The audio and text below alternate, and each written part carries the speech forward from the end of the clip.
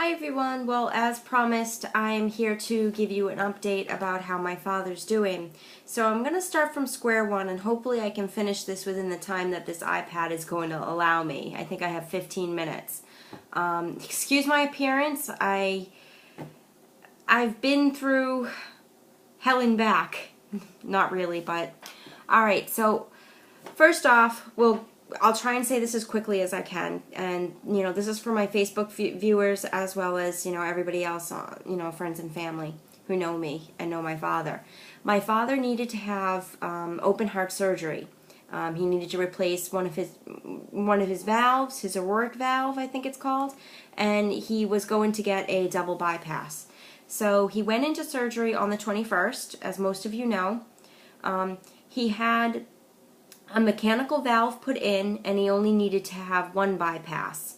So that was taken care of. And he came through with flying colors, and then when he woke up, he was a little bit groggy as expected, a little swollen, normal, after open heart surgery type of feeling.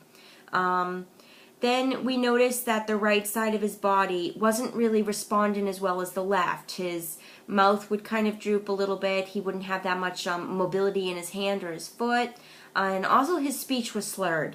So right away, my family and some of the nurses at the hospital that he's being treated at thought he might have had a mini stroke during the surgery. So we were all under the impression that he had a stroke. He did not have a neurologist look at him. He did not have a CAT scan done. This was because basically his surgeon said it didn't really need to be done because my dad was progressing. He was getting better. His speech was still a little slurred, but he was starting to get mobility and was recovering. So they just figured, the anesthesia and everything else was just kind of wearing off. So they sent him home. Now, on a mechanical valve, you need to take a medicine called Coumadin, which thins your blood. If your blood is too thick, I guess it can clot the mechanical valve and you die, basically. So he was on Coumadin, and we had a visiting nurse come in quite often to test his blood sugar. A couple of days went by that the doctor's office, his general practitioner, basically said, take 3 milligrams of the Coumadin and you should be all set for, 2 weeks, he said. Take 3 pills for the next 2 weeks. And the visiting nurse came one day, didn't test his blood, and she was gonna wait until the next Monday. This was a Thursday. She didn't check his blood sugar. And she was gonna come on Monday. Now, from Thursday, Friday, and Saturday, my dad really started to be more lethargic. He started to slur his words even more, and then he couldn't actually say the word. My dad is completely aware of the fact that he can't speak properly. He knows what he wants to say, but it wouldn't come out. It's called oh gosh, now I can't remember what it's called. Begins with an A, I think. But anyways, he had this problem and he couldn't speak properly. And then on Sunday, he took a little bit of a fall and he was leaning over on the edge of the bed and was trying to pick something up a few times. And about the 5th time, when he went to try and pick up something on the floor, he fell forward on his hands and knees. And at that point, my mother had said, all right, enough's enough, we're going back. We're going to go to the hospital. So we did end up going back to the hospital in Boston. They did a CAT scan, and then they told us that my dad's had a brain hemorrhage, and that there was he was hemorrhaging in the lower part of his brain, the basal ganglia, I believe it's called.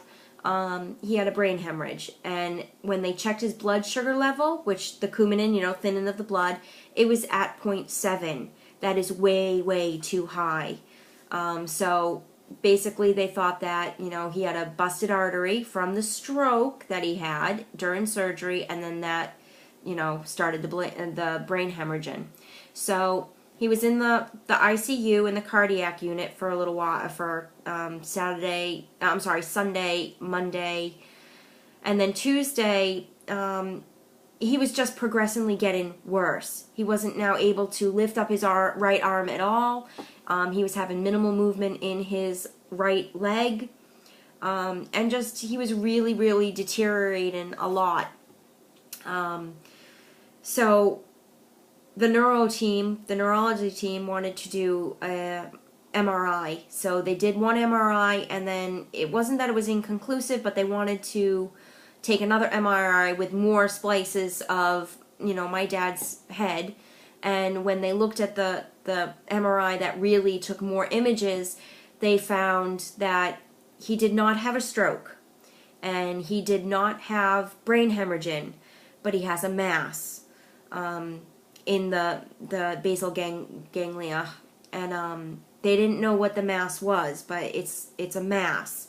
So they were talking about doing a brain biopsy, and pretty much, drilling in and getting a piece of the tissue, and then bringing the tissue to the labs and getting the results and find out what type of mass this is. My dad yesterday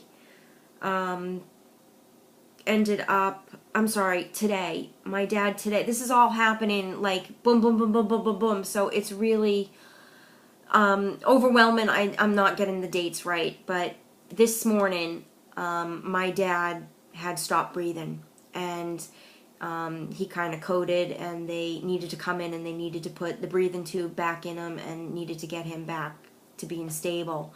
And that's when the neurologist, the neurosurgeon came in and said, okay, what we need to do is, now that he can't speak, he had trouble swallowing yesterday and with vomiting, and now that he can't breathe, they need to do this, this is an emergency now. So what they did today is a cranial something, I don't know the whole technical term, but basically they took a piece of his skull off of his left side to open up, to give the brain pressure, to release the pressure of the brain. And while he was opened up, the surgeon did a freehand biopsy. So they did conclude that the mass in my dad's brain, and for those of you who don't know parts of the brain, the part of the brain where this tumor is deep inside the brain. So you have to go through the gray mass and then the white brain mass, and then there it is, basically. The size of the tumor is the size of a potato. And during the biopsy that was done earlier today, around 2 o'clock or a little after 2 o'clock in the afternoon, they determined that the tumor is I can't think of what it's called now. Begins with an L. I want to say lymphnoid, but that's not it. Lymphoma. It's a lymphoma, and it can, I believe, be shrunken with certain medicines that the doctors have at the hospitals. They're going to try that. As of this point right now, we're not sure if they need to remove the tumor or not. They very well may have to remove the tumor, but it's in such a deep spot that it is a bit of a high-risk surgery. So we don't really know what's going on right now. That operation being done, he came through okay with that. He's in the ICU unit with the neuro ICU unit. He's still under sedation because he was having trouble with his blood pressure, so they have him with the breathing tube, and he's still under sedation, so he's still asleep. I'm home right now, so I don't know exactly what's going on as of right now, but where we're at right now is that my dad is far from being out of the woods of being okay, and he could possibly die. So we're just asking that everybody send prayers, and I'm sorry. We're asking that everybody please send prayers and healing energy, and surround him with all of your good hopes and wishes and intentions. And as soon as I know more, I'll post more to you guys. For those of you who are looking on this on YouTube, who are my followers for the weekly angel readings, I might not be able to do this weekend for, you know, these reasons, or this next coming week. So I do apologize if I can't do, excuse me, I'm sorry. I do apologize if I can't do next week's reading, but under the circumstances, I'm sure you all understand. But I just ask that you please, you know, pray and send all the angels over to my dad, and hopefully that he'll recover through this, and that, you know, he'll be himself again, and he'll be able to come home, and he'll be, you know, back to being perfect health. But that is the update. That's pretty much all the information that, you know, I can get out right now. But I won't know more until tomorrow when I go in and see him again. So hopefully he'll change for the better instead of the worse. But, you know, I just wanted to update you all because I know I haven't been on Facebook as much as, you know, I'd like to be. And this is the reason why. So I guess that's it. So I'm going to sign off now. I'm going to post this video, and, you know, anybody who is family, friends, or friends who are friends of my dad and they're on Facebook, we are asking that you please don't call to try and find out exactly what's going on with my father. I'll try and do these video updates because it makes it faster and it makes it easier, and then everybody who is on Facebook can kind of stay connected. Obviously, those who don't have Facebook won't be able to see this, and I'm going to be calling them, but we're just asking that, you know, you're more than welcome to send cards and, you know, send prayers. But my mother has been in the hospital since Sunday, and we're all burnt out. We're all overwhelmed. This has all kind of just happened too quickly for any of us to really process, and we cannot call back people in a timely manner.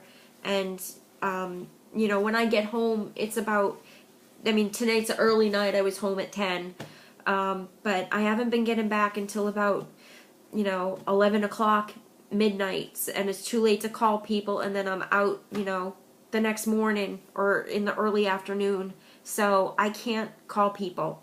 So we're just asking, please hold off on your phone calls. Look to Facebook for any updates. I'll try and make these videos more often, but, you know, we understand that you are very concerned about my father, and we all appreciate all of your concern, and we appreciate all of your prayers and all of your wishes, but with the stuff that's going on, we just can't call every single person that has been calling us, and we can't keep repeating the same thing over and over again, because it's just, it's too much. It's too overwhelming, and I'm sure you all understand. So please, if you know somebody who doesn't have Facebook and you know them, that they know my dad and they're asking about him, please, you know, tell them what's going on. We don't mean to keep any of this a secret to anybody. It's just been too overwhelming for the past month, I should say, or since he got out of the hospital. It's been very, very overwhelming and stressful.